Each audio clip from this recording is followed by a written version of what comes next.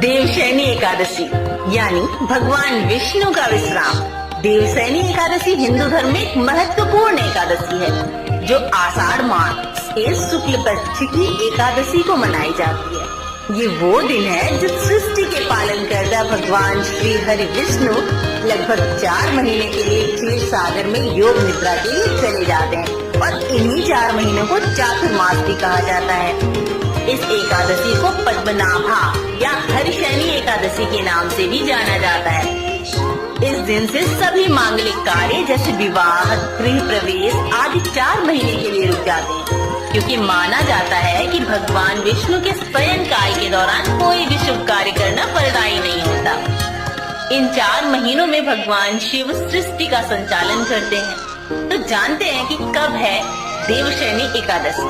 इस वर्ष 2025 में देवशयनी एकादशी 6 जुलाई यानी रविवार को मनाई जाएगी और इस तिथि का प्रारंभ 5 जुलाई 2025 को शाम 6:58 पर तथा समाप्ति 6 जुलाई 2025 को रात 9:14 पर होगा और व्रत का पारण अगले दिन 7 जुलाई 2025 सोमवार को सुबह 5:29 से 8:16 तक किया जा सकता है।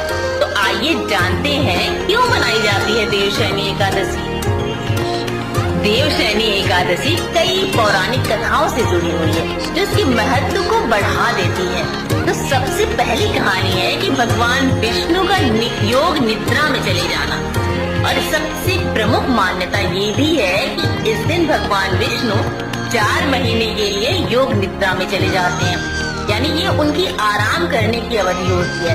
इस दौरान भक्त उनकी आराधना करते हैं और उनसे संसार के कल्याण की प्रार्थना भी करते हैं। राजा बलि और वामन अवतार। एक कथा के अनुसार भगवान विष्णु ने वामन अवतार लेकर राजा बलि से 3 पग भूमि का दान मांगा था। राजा बलि ने जब उन्हें सब कुछ दान कर दिया तो भगवान विष्णु ने उन्हें पाताल लोक में निवास करने का वरदान दिया और मान्यता है कि देवशयनी एकादशी से देवउठनी एकादशी तक भगवान विष्णु पाताल में राजा बलि के महल में निवास करते हैं।